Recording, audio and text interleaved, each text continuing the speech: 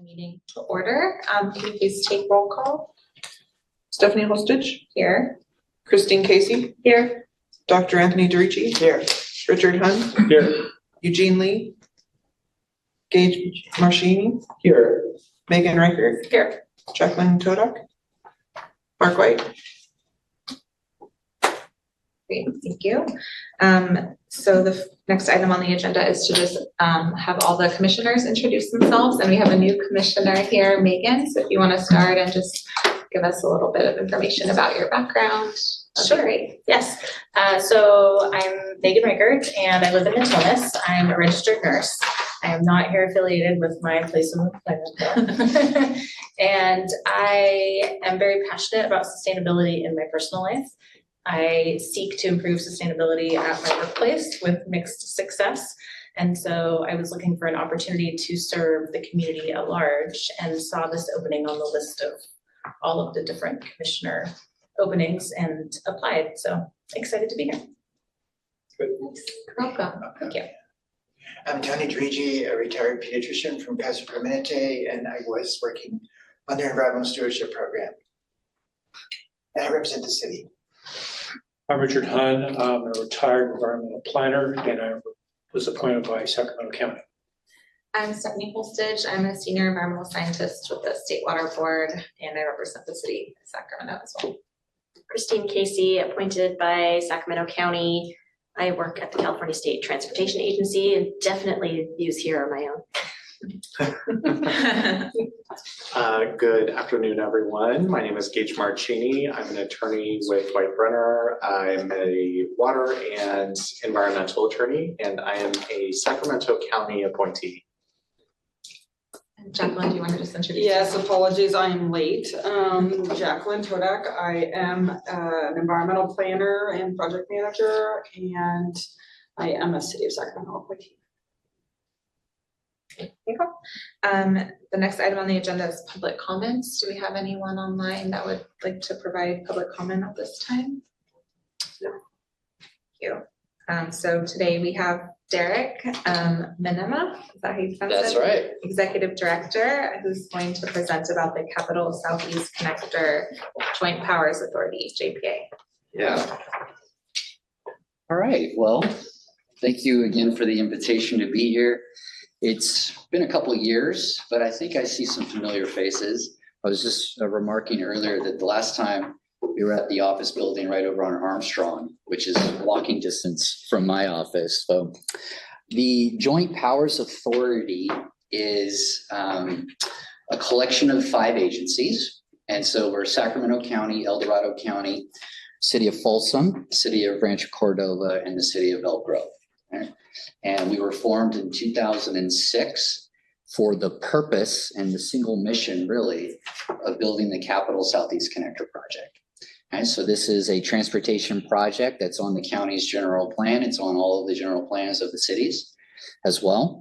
And it's essentially the reconstruction of Grant Line Road, White Rock Road, and Camera Road. And I'll kind of go through that. A little bit about me. I'm a civil engineer, live right here in Fair Oaks, and been working with the county now for 10, 11 years. Prior to that, I was in the private sector doing consulting work as a civil engineer, and I'm a Sacramento State graduate, and I've got 3 kids. So the Capital Southeast Connector, it is a long-term 4-lane expressway.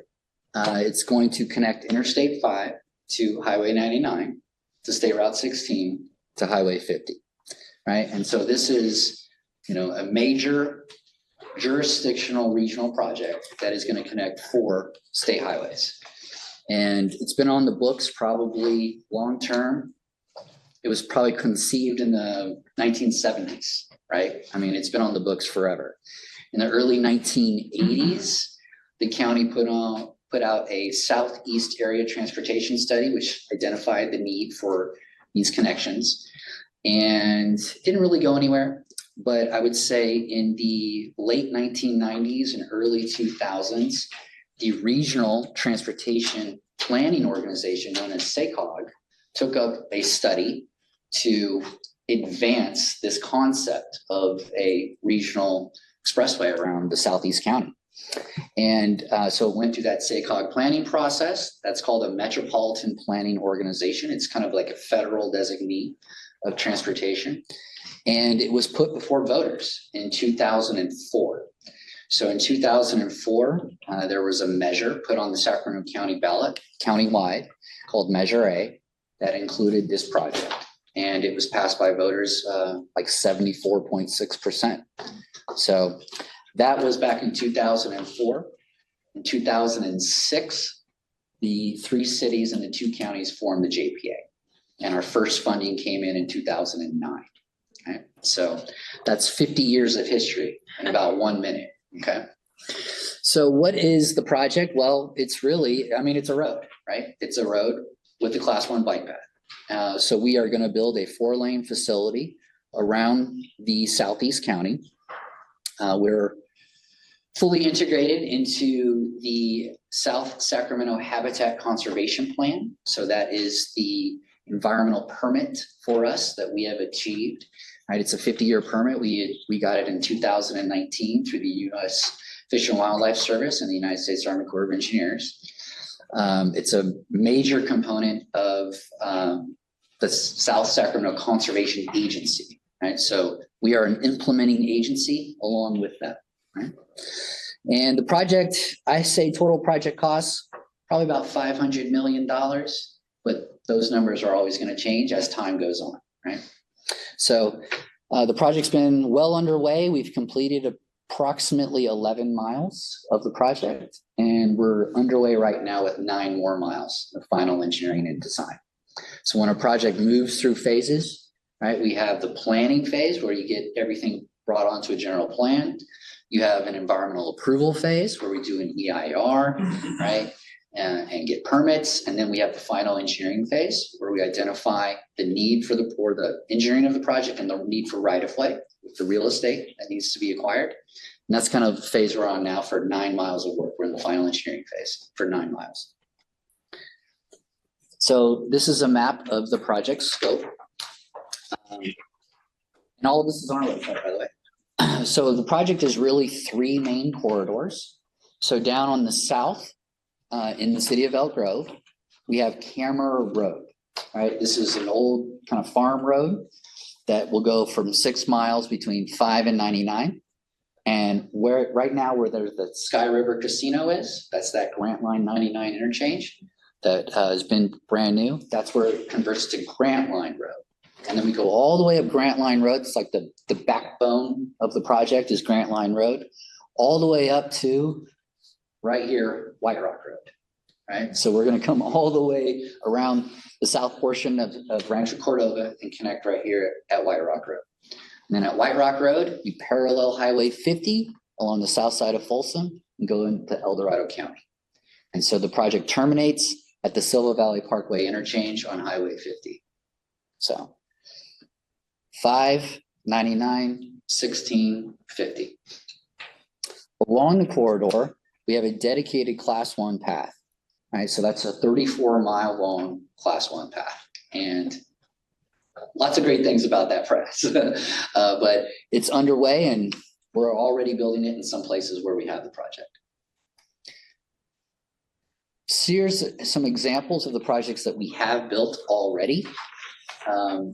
Like I said, we've done about 11 miles. It's approximately $200 million of work that we've completed. On the top, we have Camera Road reconstruction. This is where we took the 2-lane farm road out there and completely reconstructed it to modern standards with some drainage and water quality.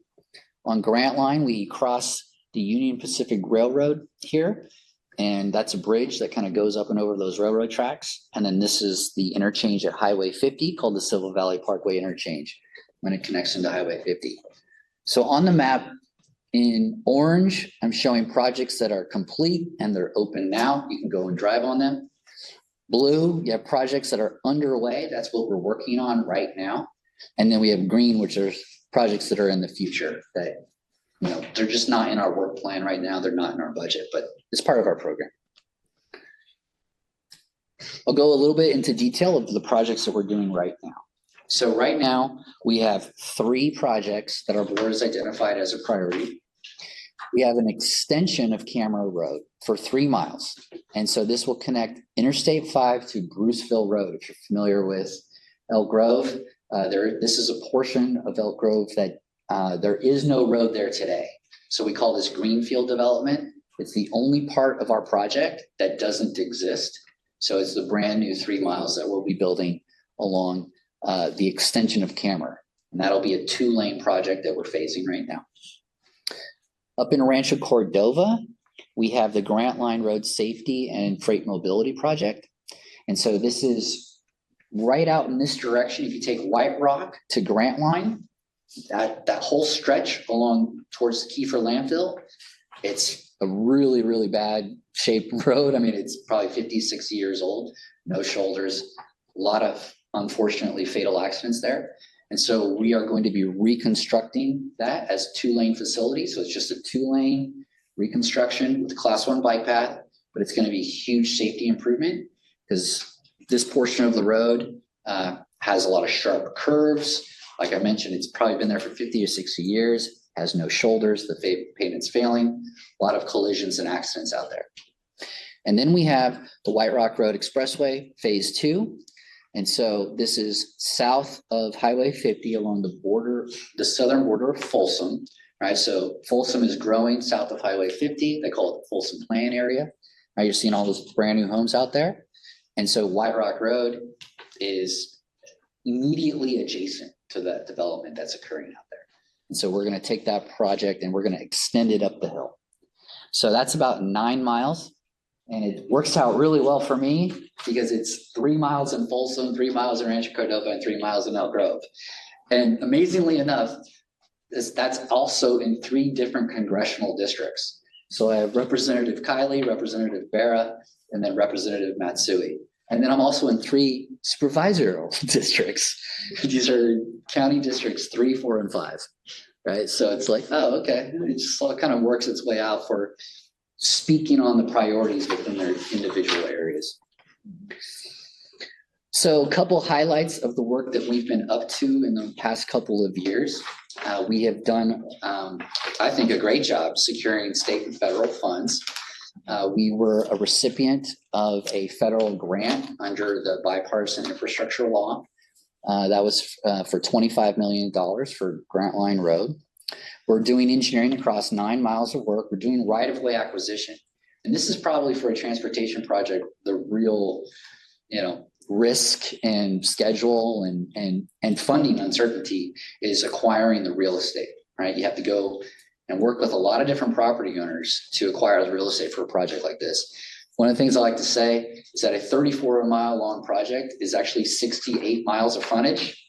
Right, so that's a lot of property owners across 68 miles. We've been doing a ton of advocacy at the federal and state level. So the state of California has a really robust transportation funding program passed a few years ago called Senate Bill 1. Right, and we have been a recipient of multiple awards through the Senate Bill 1. It's called the Road Repair and Accountability Act. We've done some media, some tours, a lot of public outreach, complete overhaul of our budget. And then of course, we've been doing a lot of collaboration with SACOG. And so again, SACOG is the Sacramento Area Council of Governments. And this is what we call a metropolitan planning organization. And it's a federal designee of transportation funds for 6 counties, right? So it's Yuba, Yolo, Sutter, Placer, El Dorado, and Sacramento. Right, so that's a big 6-county region.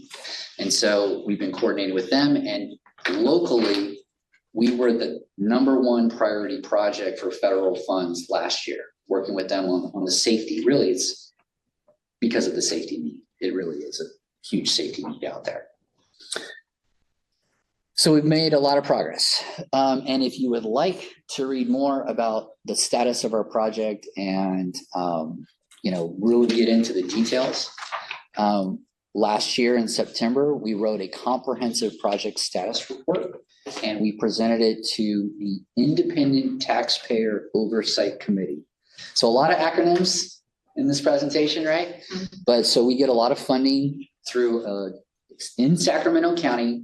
Every time you buy something, you pay a half a cent to transportation, right? Everywhere in Sacramento County. And that was based on a ordinance passed in 2004 called Measure A. And so it's a half-cent sales tax for transportation. As part of that, there is an Independent Taxpayer Oversight Committee. And so we did a really big comprehensive update to that committee, and please go on our website and check it out. And then I want to just talk a little bit about a project like this. I kind of mentioned that we go through 3 congressional districts, 3 supervisorial districts. We go through 3 cities, 2 counties, et cetera. So a big part of that requires public engagement and advocacy to really get the support of the project, because there's so many different funding programs that we have to go and search for. And so, we've been working on bipartisan, bicameral support, meaning not only the Senate, but the Assembly, Republican, Democrat, state, federal, right? We're doing all of those things. And so it's just a small list of some of our notable supporters: Senator Alex Padilla, our congressional representatives, Congressman Barra, Congresswoman Matsui, Congressman Kiley, state senators Ashby, Flora, and Alvarado Gil, Senator Nilo, just a few of the folks that really kind of represent the Southeast County. And it's a really great coalition that we've been building to support the project. And as a result of this, we would have been successful in not only obtaining federal funds through the infrastructure law, but also state funds through the Road Repair and Accountability Act. So I will stop there and I will let you guys ask all the questions. Yes, sir. Thank you for coming. It's a good presentation. You call this an expressway. What is a definition of expressway versus something else that's out there? Sure, that's a great question. So an expressway, it's a high-speed facility, right? And so when you design a high-speed facility, a lot of safety considerations come into mind, right? And so, for example, you're not going to have sidewalk, curb, and gutter on an expressway, right? You need to have what's called a clear recovery zone, right? If you think about Highway 65 up in the Roseville area or Highway 70, right? You've got high-speed facilities. You also have spacing of the signals, right? So in a city or an urban area, like right here, you're gonna have traffic signals every quarter mile, right? Or every half mile, but generally every quarter mile. On an expressway, those signals are every mile, right? It's also access controlled. And what I mean by that is that you don't get to put a driveway on an expressway, right? So if you're going to get on the expressway, you have to come to a traffic signal and get on the expressway, right? We're not going to allow someone to have a home with a driveway where 65 mile an hour roads are going. So in general, this is a high-speed facility, and through the engineering of a high-speed facility, we take into account a lot of different safety considerations. One of the things on the bike path, for example, is that it's 30 feet away from the travel way, right? So we don't want people riding their bike on a shoulder, people going 65 miles an hour. We're going to do a dedicated class 1 facility 30 feet away. So just by the definition of the expressway, you're going to limit intersections and access, and that will in turn reduce demand for increased housing along the roadway, or do you see there any relationship there with the type of road? Well, I mean, an interesting question. I think that when the county does its general plan, when the cities do their general plan, the housing has its back to the expressway. If it's going to be housing, a lot of times they want to see commercial development, right? But as long as the county land use decisions or city land use decisions are respecting the general plan, then they know that that's where the connection points are, right? Thanks. Yeah. You mentioned for a couple different segments that are 2-lane. Yeah. Is that the whole thing, the whole segment is going to be 2 lanes, or are there parts of it that are 4-lane? So, yeah, so right now we're focusing a lot on a 2-lane reconstruction. And big part of that is the urgent need for just a safety improvement out there. B, don't want to overbuild, right? Because then you take on a little bit of a maintenance burden when you don't need to. But it's really about phasing the project. And so if you're, I can send you out on a drive up to, Marysville, right? But Highway 65 in a lot of areas is 2 lanes with the plan for 4, right? And so for the most part, we have a project that we have an existing road that is 2 lanes.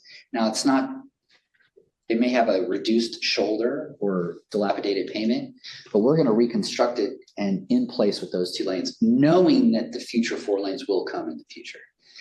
So there's an element of just being judicious with our funding and also trying to attract these grants in a way that, that they want to give us the funding, right? I mean, so the need is a big part of that, but also we're just trying to be a little judicious and say, look, we're planning for a 4-lane facility, but right now we're just building 2. So is funding your biggest limitation right now? Absolutely. Yeah, absolutely. When would you anticipate, or based on your current schedule, which I know those change, I work in the private sector and it's just the reality.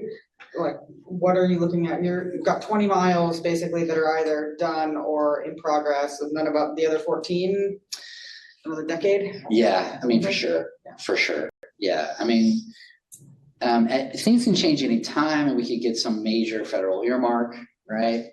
So that certainly would be fantastic. But based on like the current priorities, which is to finish the 9 miles that we have, it would be a minimum of 5 years before I start on those next 14.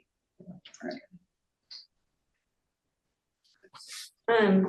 So you mentioned that the project cost is 500 million, but probably much more. Just based on the what you currently have, I think you mentioned, I don't know if it was written, that you've spent 200 million for 11 miles, and then that there's 265 additional for the 9 that are planned by 2030. So do you have a better estimate of what it might be to construct those last 14 miles? I'm not looking at those last 14 miles yet. It's just too early. Okay, right? so the 500 million is for like phase 1 and 2. Yeah, I mean, so based on the work that we have done already, some of those miles get really expensive when they're talking about interchanges, right? So for example, when we build a $70 million interchange, you're not getting miles with that. You're just getting like this node, right? So we've built 2 interchanges and a railroad grade separation, and those are like really expensive projects that didn't do a ton of miles. In 2020, we were able to put out bids and we got incredible bids, like the best bids. So if you look at those numbers, say 10 million a mile, I mean, that was fantastic. I think that we're going to see much bigger numbers when we put these next segments out to bid. I think the market's changed dramatically. And then you mentioned for the projects that are currently under development, the Grant Line freight mobility. So what sort is it? Is that where you're doing some of those grade separations? So are you thinking about like rail freight, or is it freight that's on the facility itself? And is that like a big thoroughfare for heavy trucks, or what's like the activity? Sure. So Grant Line Road right out here from White Rock to Jackson, it's about 7.5 miles total. And in that area, you have rural freight, meaning ranch and ag products, but you also have the landfill. You also have aggregate and the connections to Mather Airfield. But probably the largest source of freight on Grant Line is aggregate, right? So there are multiple mining facilities that are out there, and aggregate trucks are some of the heaviest, and the way that they actually bounce on a road, there's actually some of the most damaging. I'm looking at you, 'cause you kind of know some of this, like there's a way that a car can actually move down a road, and large aggregate trucks are actually some of the biggest, heaviest trucks. So Tykert has a plant out there. There's also a recycling plant, and you have the landfill, which you guys know all about. Thinking about that. Yeah. Was that part of the TSEP funding for that Yeah. phase? Yeah. So TSEP is the Trade Corridor Enhancement Program. And this is one of the 3 programs that Senate Bill 1 created. And it's, for us, it's like a perfect kind of program, right? Because it's like, trucks, freight, rural freight, stuff like that, right? And so we've been in that cycle, and we anticipate to continue to be in that funding cycle. And is that segment sufficient for the movement? Like, are they doing like they're not doing through trips, they're just doing like from the plant to somewhere else? Or is the whole expressway necessary for through to the 5 or something? I would love to get more miles, right? But so what that project is doing is connecting to an existing facility that's already been built. So we built a facility in 2014 and then 2020. And so we've already got, I want to say, 6 miles already built up to Highway 50. And so what a lot you're seeing on Grant Line is like a trip up Grant Line to White Rock, and then White Rock to Prairie City. And then they get on Highway 50 at Prairie City or East Bidwell Street, one of the 2. Yeah, great questions. Bike trail questions? That's me. Yeah, I sent them ahead of time. I didn't memorize them. fire I away. don't know because Jill asked for them ahead of time, so I don't know how that normally works, but okay, I'll do my. I'm just here, so Okay. fire away. It was a few weeks ago. Can you talk a little bit about the amenities for the bike path, like restrooms and water?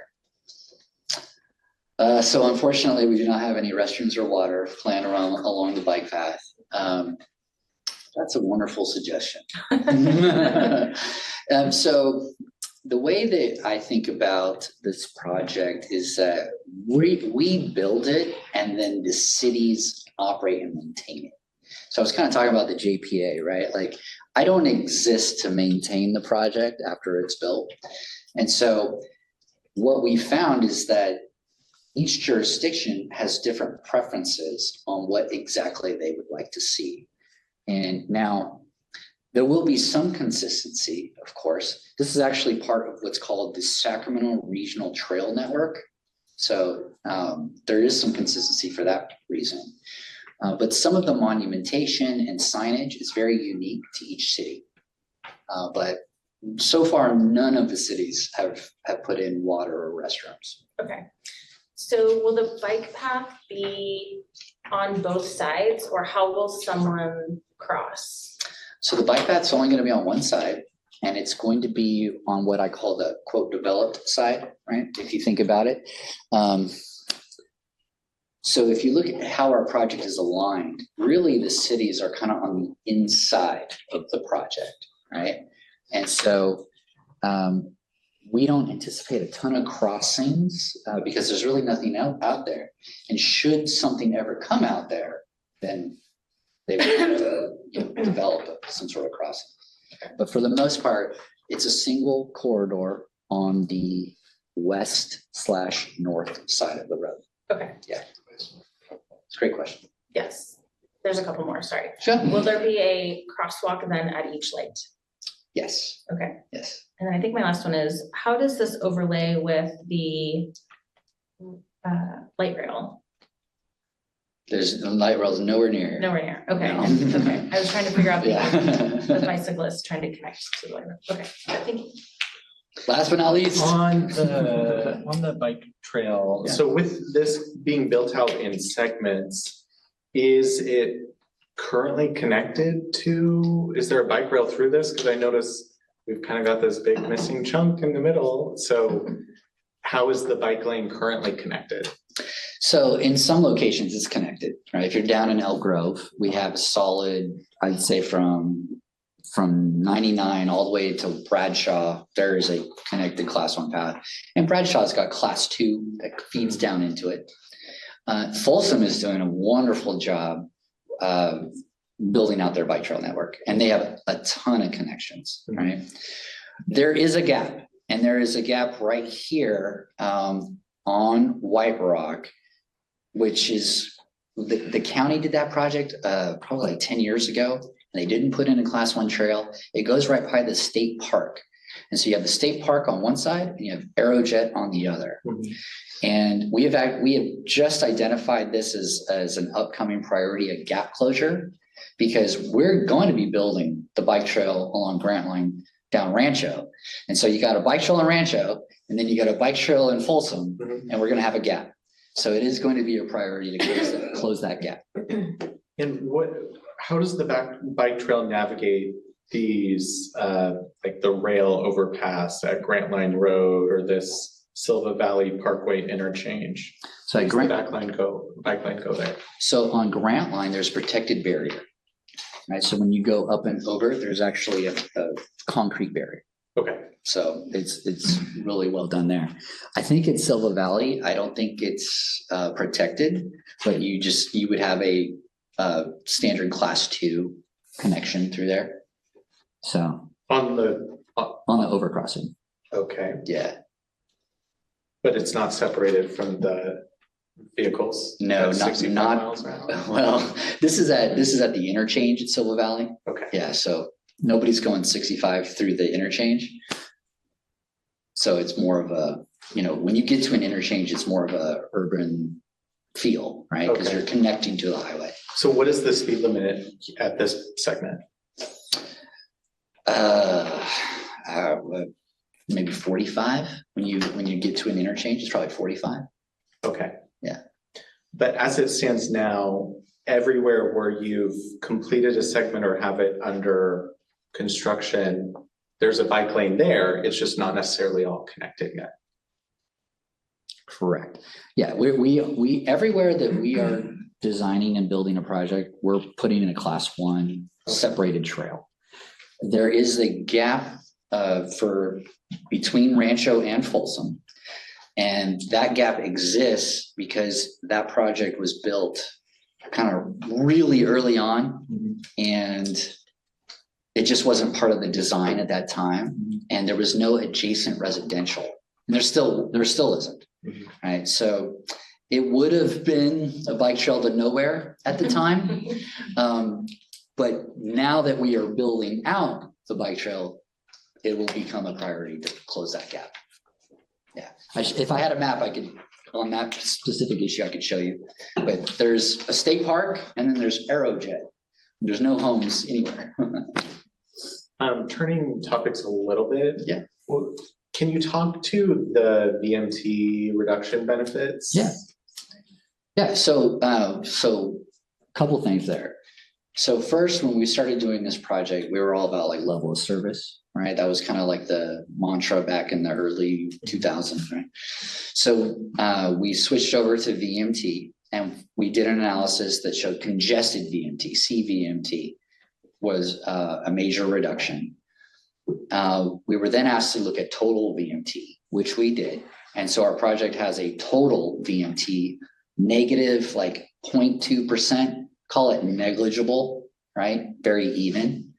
And so overall, what our project does is it sucks traffic away from highways like 99, 5, and 50, and it moves it to our route, which is shorter. So you have a net negative VMT when the entire project is built. And that's where we get some challenges, is that we're having to phase it, and we're not doing all 4 lanes, we're just doing 2, we're only doing this segment, we're not doing this, right? And so when you look at the project as a whole, and you say, okay, let's build out all 4 lanes, let's do the whole thing, then you have this net negative VMT. Okay. Yeah. With the You said you've been targeting some of these areas due to safety needs, like urgent safety needs. So what are some of the differences between the existing road and the newly constructed segments that increase the safety for? Yeah, absolutely. Great question. So if you look at portions of our road today, no exaggeration, they're probably 50 to 60 years old, right? I mean, and they're not being used in the way that they were originally designed. And so anytime that you have a use that doesn't align with a design, you have a safety problem. So for example, a little thing like the horizontal curvature of a road, right? Really sharp curves, right? You can't go fast on those sharp curves, right? And so what we will do is that we will reconstruct that with a nice gradual curve that will accommodate a higher speed. Another example would be a shoulder on a road, right? Like that's, minimum 4 feet or 2 feet, but in some places we have 0 shoulder. So as soon as your tire hits the edge of the road, you lose control, right? And that happens. I mean, in overcorrection, now you got a head-on collision, right? So it's not good. And so what you do when you reconstruct this road, you put in a standard 8-foot shoulder, right? And that's going to help with drainage because you don't want water on a road. A lot of times this road floods. So in the wintertime, if the road is completely flooded, the county will close it. But if the county isn't closing it, you're still going to have a lot of puddles and like substantial water on a road.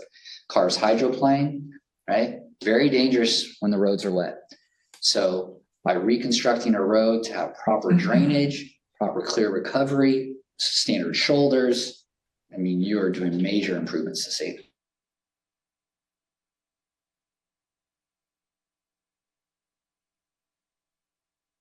Better idea what the project looks like.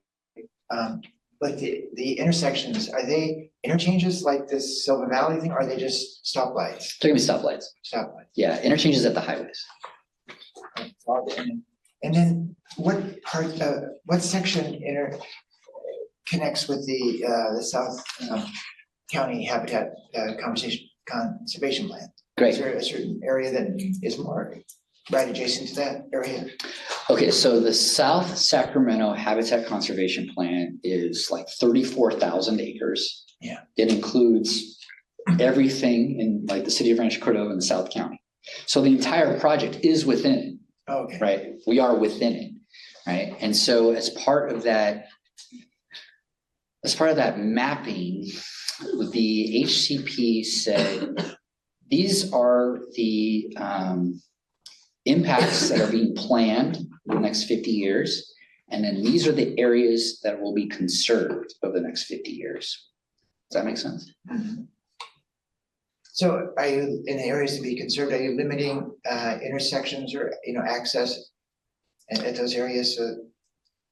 Yeah, So the road so doesn't stimulate the destruction of the habitat or, sprawl, yeah. yeah, so everything in the Habitat Conservation Plan is integrated with the county's general plan. So the land use general plan and the circulation element of the general plan is the project, right? So there won't be any question about where access is because it's all shown on that map, right? And so it's all part of that circulation element. One of the things that we do is that we fund permanent open space mitigation. And the way that we do that is we take the money from the sales taxes that come to our agency, and then we buy conservation land. And we put an easement on it for perpetuity, right? And we say, okay, this 160 acres puts a conservation easement on it, and then we transfer it into the South Sacramento Conservation Agency. And they have an endowment in which is funded and pays for the perpetual maintenance of that property. So in some locations, we do this where the U.S. Fish and Wildlife Service wants it. Like there's an example out by Rancho Seco where we bought, I want to say, 200 acres or 500 acres out there. And then we also do it immediately adjacent to our project. So at the corner of Jackson Road and Grantline Road, we purchased 160 acres.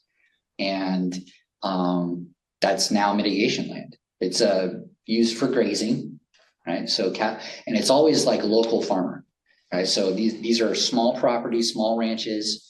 Maybe they'll bring in 10 heads of cattle, right? Graze it, and then it goes to like a local livestock, Lodi or Galt. So it's kind of like I don't know, small scale grazing. That makes sense. I had one more question on the bike lanes. So like on this Camera Road section, where's the bike lane? I'm not sure that, I'm sure Camera is probably is a class 2 along this, if you can see it on there. So where on which of these segments actually have this separated class 1? I thought the whole thing had a separated class 1. So it's planned that way. It is absolutely planned that way. So here, this one, go back. So this is a class 1 here on this facility. Do I have a picture of White Rock? I don't know if I have a picture of White Rock, but if you look at this blue area here, this is a class 1 facility here, already built. In Folsom, Elk Grove, this class 1 facility goes all the way to Bradshaw. Okay. This is an interchange. So this is just going to be class 2 through the interchange. And this was just a rural reconstruction. So it has a class 2 with a class 1 that's planned when the development comes in. Okay, but eventually it'll have a class 1 Yes. for the entire thing. Yes. Yep. Yeah. And this is all planned is what Sacramento County has the, they call it like the Sacramento Regional Trails Network. I think it's something similar to that. And so this is like the backbone of the county's bike and trail network. And so, for example, along Sunrise, there's the Folsom South Canal class 1 path, right? So we'll be connecting into that. And when that gets built, and then Folsom, and that might be the only class 1 connection. I think maybe Bruceville's having class 1 come down through Elk Grove as well. So as the development comes in, a lot of these class 1s in the developments get built as they approach, right? As the homes come in. So in this particular area, there wasn't anything here. But as the homes come in, then it starts to create the need for that class 1 path. So are the developers for these housing developments building the class 1? No. Is the JPA? No, we are. Okay. Yeah. But I'm saying the connections to it get done by the developments. Yeah.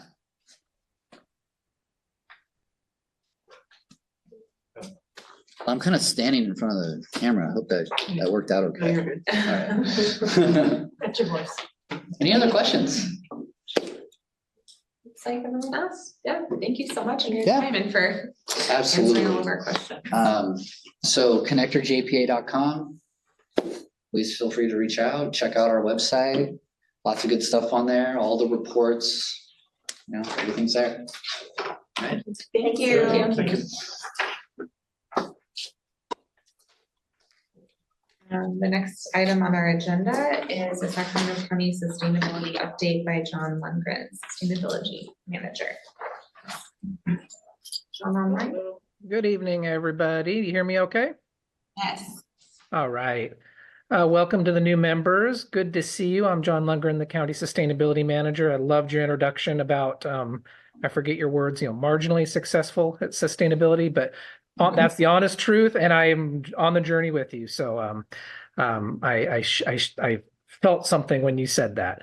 What's going on? I think tomorrow's Earth Day, right, everybody? The official Earth Day. And so that means that Sunday, April 27th at Southside Park, once again is the Environmental Council of Sacramento's big Earth Day celebration. And of course, you've heard me say this before, the county will be there with bells on. I think we'll have 7 or 8 departments there. We'll be running a news story tomorrow to highlight the departments that'll be there and just invite the community to come out to that family-friendly event and hear what we're doing. You probably notice I'm a little bit grayer here. I worked really hard on a good giveaway this year. to put at my table because I've never done giveaways because everything's always some plasticky something out of China. So this year, I mentioned last time, bookmarks with seeded paper flower or leaves on them. And the bookmarks will take you to our QR code to the sustainability dashboard. They arrived today, 1,000 of them, with a huge typo. The typo came from the factory. Our proof copy was golden and perfect, so someone at the factory didn't do it right. They assure me they can get ones printed and sent to me by Friday. So regardless, we'll have some bookmarks.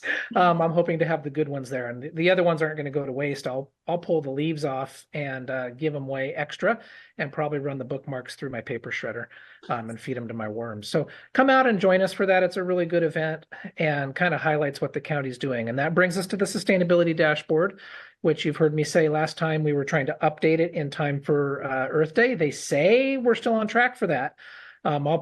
If we get it done, I'll be probably spending Friday proofreading all of our summary paragraphs. But across all 41 pages of updates, I have written summary paragraphs to update what the county's done in the last 6 months on all of those climate action plan actions that are in the climate action plan and the adaptation measures. And so there's not a tremendous amount of new stuff in there. Obviously, the budget is tight this year, but we are making sequential progress on a number of initiatives. You know, more and more streetlights have been replaced with LEDs, for example, and we continue to just keep pushing where we can.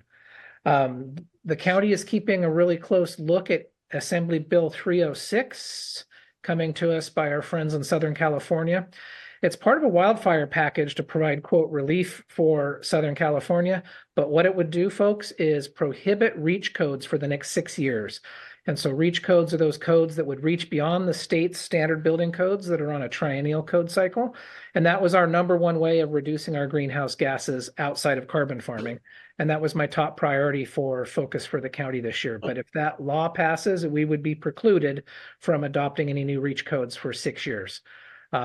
It sailed through, I might get it wrong, I think it sailed through the Assembly and it's going to the Senate next or vice versa. And so we are waiting to see what California Association of Counties does on it, because of course, you got to think about how it looks if you're opposing something that's to help get housing built. And so interestingly, American Planning Association California chapter is for it, I think because of the pro-housing aspect, and the building officials are against it. So very mixed opinion, but I'm alerting folks to that because that's really going to be a factor in how the county chooses to execute its climate action strategy moving forward. Because if reach codes are off the table for 6 years, we'll have to really, really, really lean into other methods, incentives, and really lean into the carbon farming and try to get some of our greenhouse gas reductions that way. And so we'll be tracking that. We've got our professional lobbyists on it and, doing everything we can, but it's an example, like we've talked before, of competing priorities. I wish it wasn't that housing and sustainability were competing. They don't necessarily have to be, but Southern California interests saw a chance to strike on that and tie it to the fires, and everyone has a soft spot for people that have been through a disaster. So it's a shame because, when they're rebuilding all those homes, the best time to make a home electric ready is when it's being built from the ground up.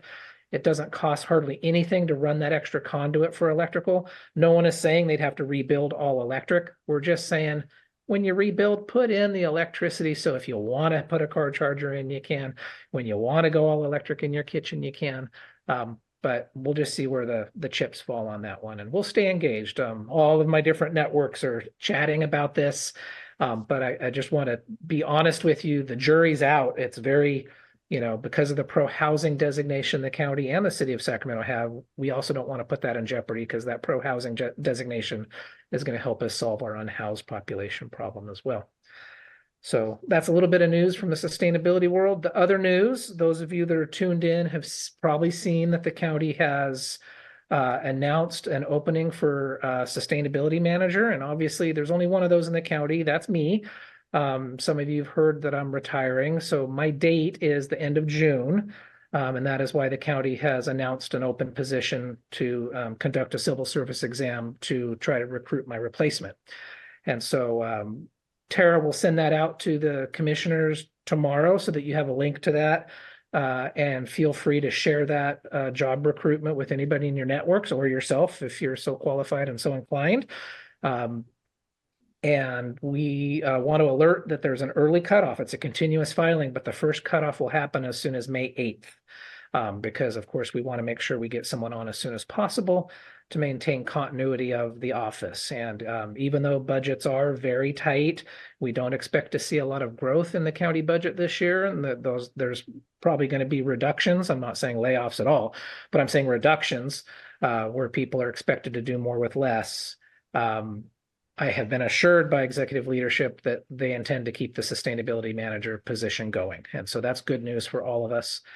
And maybe, a little reward for keeping the office small and nimble. So with that, I'll be here for a number of more months. You'll see me for May, you'll see me for the June meeting. And hopefully maybe at the June meeting, we'll have word on a new candidate that can start shadowing me. And so I do have a succession plan. I want to assure you that I keep a very organized OneDrive. We're all in the cloud at the county, and I will have that drive ready to drop into my successor's cloud account, so to speak, as soon as they start. So nothing will be lost. No communications will be lost. And so that's my update for tonight. If there's questions, I'm happy to answer them.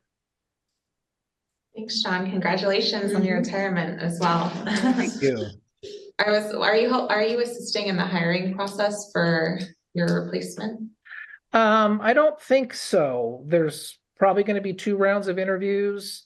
If I was, they might have me on the first round of interviews, but I don't believe that'll be the case. I don't think that's my boss, the deputy county executive. He hasn't mentioned that. I have suggested who would be appropriate for the panel interviews, but I think there's some separation there. I don't know if it's by strategy or not, but I don't think I'll be directly involved.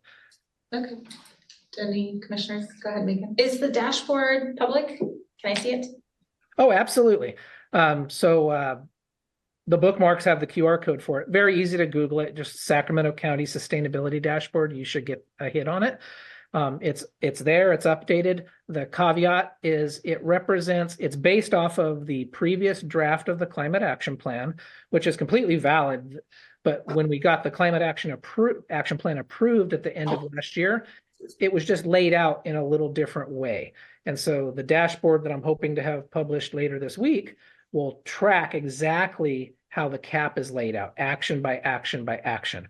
So right now there's a robust explanation about what we're doing with carbon farming, as there will be a robust explanation with the new version of what we're doing in carbon farming. It's just the new version will track action by action exactly the same. So even if we don't have it updated, which they assure me we will, but even if we don't, the dashboard is up, it's been active. I think we've done 2, if not 3 update cycles so far. I try to update it every 6 months. And what that means is for those areas that I don't have direct control over, I go to those departments and say, hey, knock, knock, sorry to be a pest, but it's time to update again. Some departments are more than happy to say, oh, here's the great stuff we're doing. But oftentimes I'm competing for time with those departments to have them be able to, make some time, carve out for paying attention to this, because there are so many other priorities they're being asked to work on. And so it's one of the more, I'll say, stressful parts of my job, but that's what I'm hired for, is to make sure we keep kind of pushing and make sure that everyone knows that, maintaining our competency in how we address sustainability is just as important as if we go to continuing education for our civil engineers, for example, that work on things like roadways and JPAs. So, yes, that long-winded answer, but the dashboard is there. And that is our primary way that we are showing the public what we're doing. Until it'll always be there. But now that the cap is approved, we've also committed to annual reports to the Board of Supervisors. So the dashboard will always be there. And it'll be a major component of the annual reporting process to the Board of Supervisors, where we now have committed every year we'll go to the board. We haven't determined when and how that reporting process will happen, because the timing, we're still having discussions, because there's mandatory reporting required for the general plan, for example. And there's different timings of how things will lay out. For example, you also know I'm working on the year 2024 greenhouse gas inventory for the county. And I've been advising the planning department that, maybe we want to do the annual update later in the year so I can have the inventory done. It's not going to turn out that way, you guys. I believe the inventories are always going to be a year in arrears, because as I reached out to our utilities to gather the electrical data for year 2024, figuring now, it should all be in. PG&E tells me that data will not be available till Q3. And so that's for now and always moving forward. PG&E has a very standardized system. When you request the data, they get it to you almost the next day, but they don't have that ready till Q3. SMUD, by the other token, they can get it for you when you request it, but it takes them 2 to 3 months. So that's indicating that the greenhouse gas inventory is probably always going to be a year in arrears to the annual report on the CAP progress, which opens up the whole year again for when we might take the annual report to the board, instead of initial discussions where let's wait till the end of the year so we can have an updated greenhouse gas inventory. So I know that was, again, a lot of words, but I just want to be transparent and share what's going on behind the scenes, because I know the community, many of you and the stakeholders, we saw the CAP get approved, and the big deal there was this commitment to annual reports. And so I just wanted to let you know we haven't forgot about it, and the types of discussions we're having to talk about the timing and how to make those reports most effective. The other thing was, okay, do it earlier in the year with the general plan annual report, or do you do it later in the year, like right now as we're heading into budget times and there's unknowns, but at least you can fight for your sustainability priority. Again, it's that balancing act. I don't have any more insight than that, than to say, I'm talking about it, the planning director, community development is talking about it, and ultimately, it'll have to be a whole part of the county's executive team decides how we go about scheduling those, and will they be a part of the general plan update or a standalone report? I don't know yet, but that's kind of what's on the table. That'd be great if we could receive a copy of the annual report as well. Absolutely, absolutely. Yeah. And if you haven't heard me say it before, I always envision that the Climate Emergency Mobilization Task Force, as well as the SAC Environmental Commission, are really the spots to take these reports for information and to achieve more public comment before you go to the board. So it would be my advice to the county, and I know Todd Smith, the planning director, agrees, be a really good practice to use those two bodies as one of the preliminary hearing venues to achieve more public input before you go to the board, much like we do with the planning commission, for example, on big projects. Planning commission is sometimes end of the line for projects because they have approval authority, but on big projects, you go to the planning commission first to get a recommendation before you move to the board. It just is another venue to make sure that you're out in the public getting as much feedback as possible. Okay. Question, John, is the task force fully staffed, or, is members? Yeah, good question. We are 13 seats right now. We're 12 filled. We're down 1 environmental justice position. And then our youth membership is annual because it's only, it's high school. And so we know come summer, we'll be looking for another youth member. And then this summer and forevermore, we will always have half of the membership turnover because we're at 2-year terms that are staggered. And so existing members are welcome to apply again. There's no term limits. And so we will always be in a recruitment phase, for example, and that's part of my, what I'm doing at Earth Day is going to be making sure that we're advertising that vacant environmental justice position. So I've changed the website again at greensaccounty.gov, green.saccounty.gov. Under the task force tab, there's an open recruitment. Someone can send an email whenever they want to say, I'm interested in whatever position they want, and I'll hold it in my files, even if the position's not open. But currently the website does say that the environmental justice position is open. Any other questions for John? Who's the lobbyist for the county? We have state and federal. Gosh, you put me on the spot. Aubrey is the first name of our state person. I wish I could remember her firm right now. It's okay. I was just wondering. Yeah, sorry. And I just can't remember the federal firm. It's one of the big ones. I can send that to Tara when I find it out. And in fact, it might be on our published, no, it's not. But just as a point of information, the county has a published legislative platform. And the way that's supposed to work is if something is in the legislative platform, then our lobbyists can go execute without having to talk to us every time. They know what to fight for. But let me follow up with you and send that to the secretary tomorrow so that everyone knows who they are. Thanks, John. And yeah, congrats on well-deserved retirement. And we're looking forward to see who can come on board and continue to carry all the weight that all the work that you've been doing. Yeah, well, it takes a village, as you know, you guys are part of it. And so it's, I'll be here for a few more months. It's a, big privilege to have grown up with the county. This is the only quote real job I've had, other than a temporary job with, it was called Department of Fish and Game back in the day. I was a fish and wildlife scientific aide back long ago, but this is my only real job. I'll be 29 and a half years on retirement day. And then obviously with sick leave type credits, I'll make my 30. So, it was an interesting journey to grow up here, like I said. And so I think back to being a youngster and it's like, man, I'm not worthy. But of course, all of you that work, most of you are public sector, but no disparagement to the private sector people either. It's a privilege to serve, right? It comes with its burdens, but it's a privilege to serve. And I don't forget who pays that salary. It's all the people, you guys included and everybody else. Thank you, John. Thank you. All right, we have multiple things to approve at this meeting, so we did. Oh, that's fine. Yeah, we did do that. So the first item to approve is the draft minutes from our January 2nd meeting. So a motion. For the second, I second. can you please take roll call? Richard, second. I second it, yeah. Stephanie Holstage, Yes. Christine Casey, Yes. Dr. Anthony DeRicci, Yes. Richard Hunt, Yes. Gage Marshini, Yes. Megan Riker, Yes. Jacqueline Toda. Yes. Thank you. The next item for approval is the draft minutes from the February 24th, 2025 meeting. Do we have a motion to approve? So moved. Second. Thank you. Stephanie Holstage, Yes.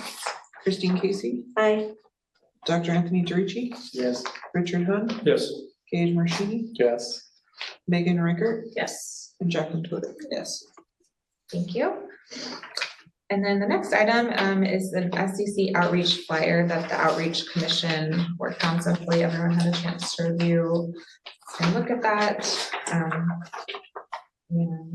I don't know if there's a motion to approve or if anyone has any comments about it beforehand. I think the only comment we have is that the first reason we're going to use this is at the upcoming Earth Day activities, maybe the EMD's table can have these available for distribution to the public who wants to see these. If approved, the copies have already been made. We're ready to take them. But yes, Great. we will take them and hand them out at the.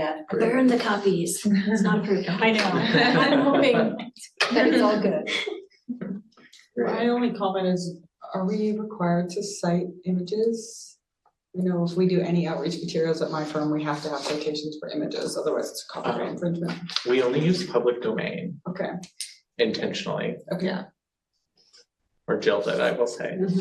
Jill put this all together, Yeah. just so we're clear who really did the work. Well done, Jill. And that's a good point. And within EMD, we have the same considerations for our images, and I'll show in ours as well. and they're all- Right. Is there a motion to approve the outreach flyer? I'll move that. I'll second. Thank you. Have a take roll call, please. Stephanie Holstage, Yes. Christine Casey, Aye. Dr. Anthony DeRicci. Yes. Richard Hunt, Yes. Gage Marshini, Aye. Megan Riker, Yes. and Jacqueline Toda. Yes. Thank you. Our next item on the agenda is the EMD Director's Report. Janaea. So good evening, everyone.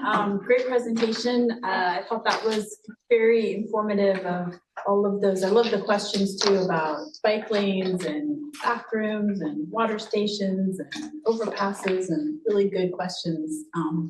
They'll take a lot of that, I'm sure, back as they're developing this project.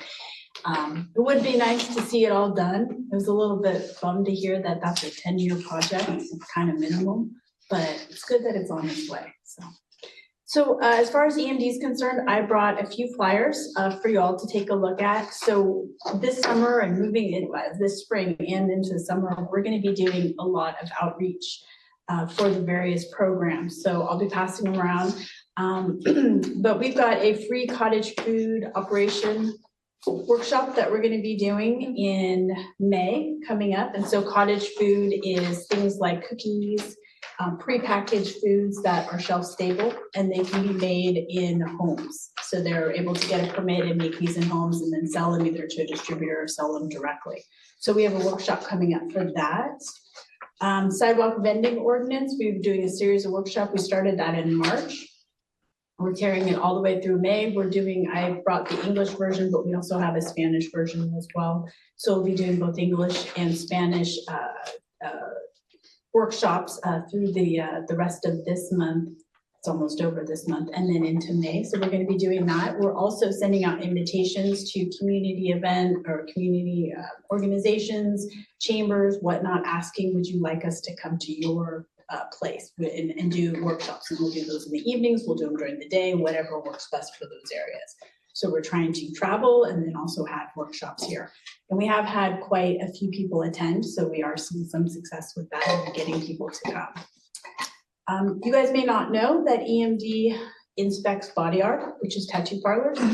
So we will be doing a free body art workshop in, let's see, Today was one, and then the next one will be in May. So we're going to be doing those workshops as well. This is kind of new. We're doing a residential pool workshop coming up in June and the end of this month. We normally do these for operators that have commercial pools, so hotels, HOAs, apartment buildings, but we're actually doing these for residences as well. So homeowners can come and get a free class with us on how to maintain their pool. I thought this was interesting. We've got this flyer on food best by date and sell by dates. There are no expiration dates. So this is kind of the difference between use by or sell by. And then also it's a good guide that even the food may be past their sell by date or their use by date, they're still good to eat and can be donated. So we have a flyer on that. Did that law change or something change recently with the law on Best Buy sell by date? You'll have to tell me. Yeah, Let I me. saw that as well. I think Yeah. they're getting rid of the sell by dates in California. So just best by date? We're just I getting don't rid of the think date entirely? Any of them. I can't recall. Well, I'm gonna look into it. I'm looking into that because And we do have two that we look at. There are two true expiration dates, and that's baby food and baby formula. And our inspectors do look at that during their inspections. We have a medical waste workshop that's coming up in April, so this week and next week. So medical waste for small quantity generators, so under 200 pounds. We do permits for those. We have permits for medical waste. So we're doing a workshop on that, bringing those businesses in. 200 pounds per month? Yes. Okay. And then we've got compact mobile food operations. And so this is in tandem with the sidewalk vending. So in order to sidewalk vend, if it's a food, they can get a permit as a mobile compact food operation. And so we're going to be doing workshops. Let's see, May is going to be the first one. And then depending on the community need, we'll be looking at where we need to go for that. If we continue them here on site, if we go to other areas for them, we're really trying to get that word out and meet people where they're at. For that one in particular, do you have multiple languages? Spanish is the big one. For the flyer? Oh yeah, that one's in Spanish. I just brought the English one here Yeah. today. Thank you for that. So we're gonna be very busy this, and this is really just taking us through May. So the planning committee is looking into the summer, into June and August, and so there'll be additional trainings and free workshops. And just would like to note that all of these that I showed here are all free to the public, so that we don't charge for any of those. We really want to work on, our main goal is education, making sure that the information is there for those who need and would like to get permits for that. Thanks. I just checked and they're getting rid of the sell-by date, but it's not till July 2026. Everything will be Best Buy. That's fine. Okay, so Best Buy is the date, not sell by. Yeah. Thank you, thank you. Thank you. Anyone have any questions? Yes, remind me, when we do like a restaurant inspection, when you do a restaurant inspection, besides the temperatures and, things that are directly food safety, do you also look at other regulations? Like I was thinking about the requirement for composting food waste and a green bin and all that. So we look at what's under our purview. So for example, we wouldn't necessarily, like that would be DWMR, that they need to have a green waste bin and a food waste, with all of the different bins. So if we see a facility that doesn't have that, we'll refer it to them. Because we don't have authority to write violations or cite them for it, but we will make sure that those agencies that do, that they come and they do the education piece of it. I was wondering because at January 1st, styrofoam, polystyrene clamshells like for takeout and stuff right now, it's supposedly illegal, but they're still Probably being Right. used. very commonly used. And so is that something you could add to your educational piece? Yeah. Or takeout food or? Yeah, so, and that would be something that we could look at, that we could provide, say, flyers or other information to vendors. We'll work with those agencies, and then that could be something that we could do to say, hey, by the way, you may not be aware of this, here's a requirement, and give them that information. So we definitely could do that. Oh, yeah, we'd have to change the whole protocol of inspect, maybe you have to add to your training for inspections and all that. Yeah, so we wouldn't necessarily have it on our list, our inspection list, so that would be more of a conversation that they would have, the inspector would have with that operator. Yeah. About, say, clamshells, for example. I noticed in your garbage, there's clamshells, just want to let you know that that's, no longer allowed, and have that education with them. But we wouldn't necessarily cite them for it, Right, just the educational. but the education piece, yes. And so is that feasible that could become an education piece? And our inspectors do a lot of that where they meet that need, on a variety of our programs, when they see something that they know is a new law that's passed, that's something that they'll give them a heads up on. Yeah, but we can add that in. Thank you. Thank you. Thank you. Next item on the agenda is report back on SEC Commissioner monitoring of environmental issues. Does anyone have any updates? We had a big cleanup for Earth Day, but it was last week. Not very helpful. Great, subcommittee updates. So the first one is outreach subcommittee, review list of agencies for outreach. Do you want to? Yeah. In your package, you have a list of boards, commissions, county departments, and city of Sacramento departments. And then most recently, Eugene added the city of Elk Grove departments to this list. And this was intended for us to use as the basis for outreach to the various departments who are not really aware of who we are. And this is something we encountered over the last year, is that people came and spoke to us and they said, we've never heard of you. So we're trying to make it an effort to reach out to the executive directors or senior staff who may be of interest, or where we may have individual contacts with these people who know them on a professional basis. And so we want to identify this list, and then hopefully each of us can add names and highlights where we want to make contacts with these organizations because we have a specific interest or specific knowledge about their department. And that's where the flyer came in, is that at the minimum level of outreach, we would expect to be sending these to various departments to say, here we are, come and talk to us, or we invite you to join us. But there may be other levels of communication we want to engage with, maybe one-to-one meetings, maybe some other event that we can use some creativity to at least inform them who we are. And so what we're hoping is that everybody will look at this list and flag departments and or people that you want to take on yourself to enhance this outreach effort. Perhaps Jill could make an Excel spreadsheet and. She already has one. Okay, she already has one, and you could sign up. Can we add more? If you can identify more, yes. I guess I would have expected to maybe see like SMUD or PG&E or CARB. These are departments that we have authority as part of our sponsorship. So our charter limits us to county and city departments. So SMUD is outside. Okay, so if any of them had county-based programs, would that change the conversation or no? Depends if it's particular to our Yeah. scope of interest. Okay.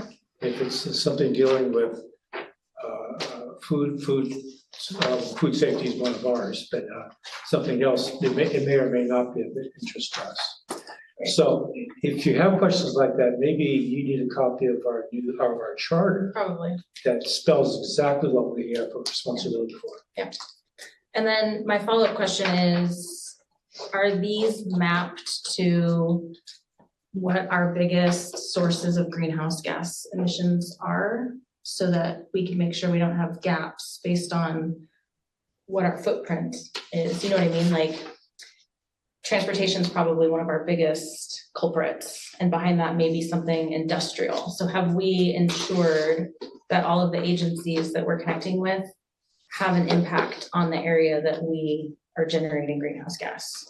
Greenhouse gases is one of the topic areas that we're interested in. So a half a dozen Yes. other topic Yeah. areas.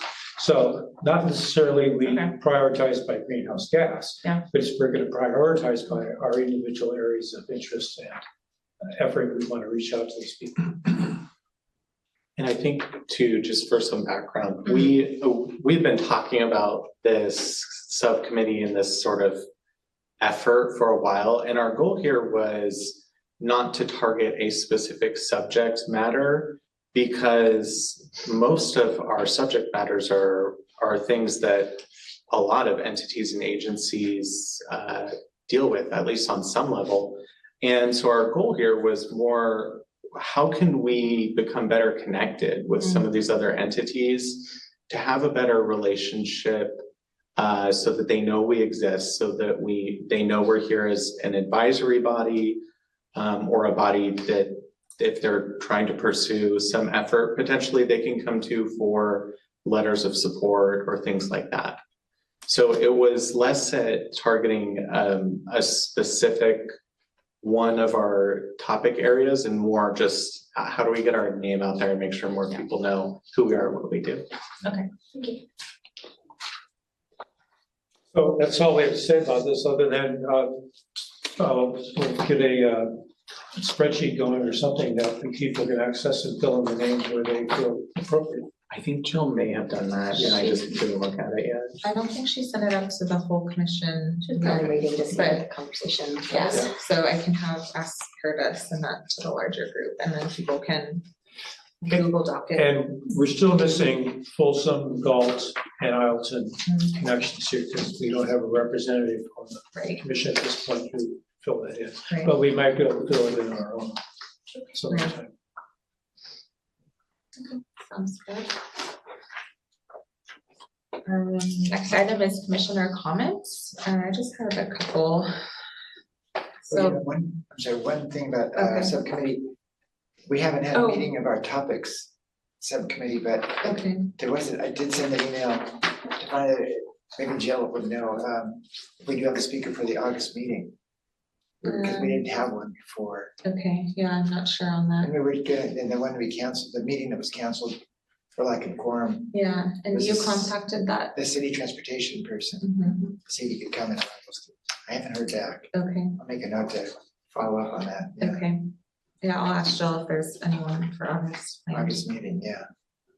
Also, we have, sorry, I almost skipped the awards subcommittee, so we still need volunteers for that. I don't think anyone has volunteered. So we have, we host an awards ceremony in October at the Board of Supervisors building in downtown Sacramento. So different groups like nonprofits or businesses can apply, or individuals, and we give them awards. So How many months away is that? 6 months. So we have, yeah, just a good amount of time.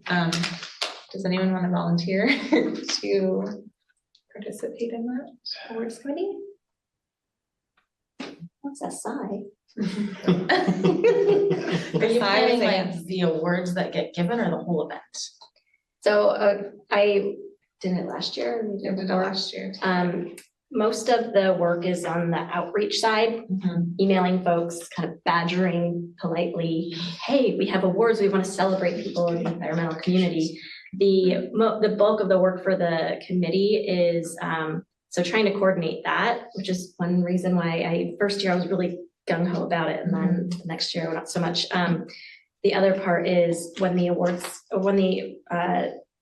applications come in, I think like end of August, September, is reviewing them with the committee.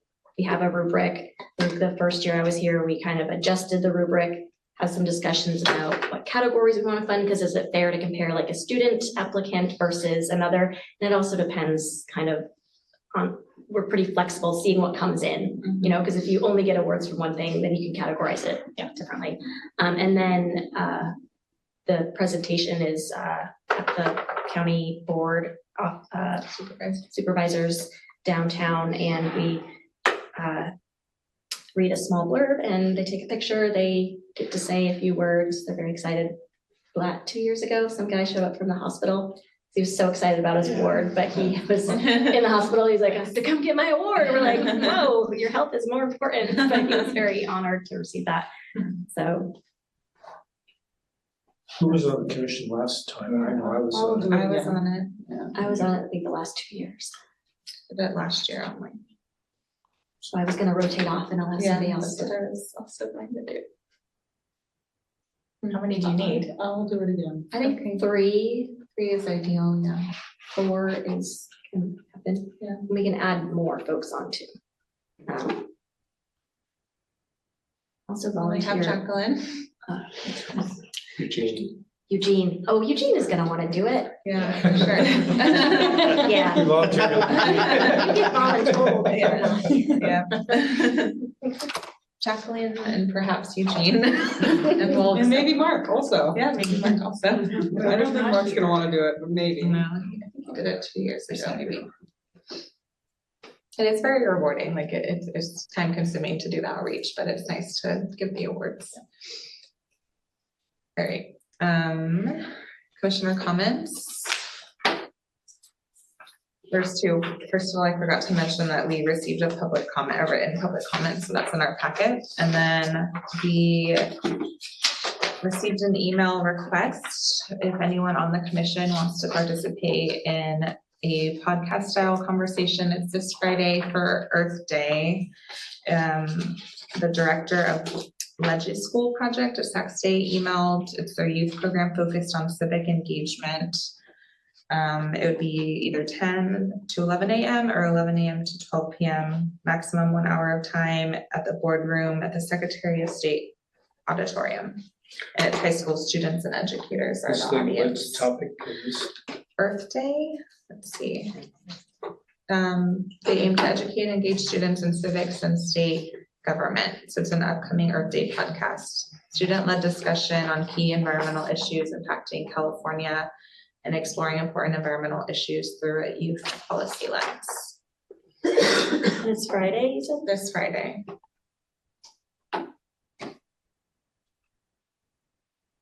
Yes. Is anyone interested in? Wait, notice. Yeah. It's very much. Yeah. Okay.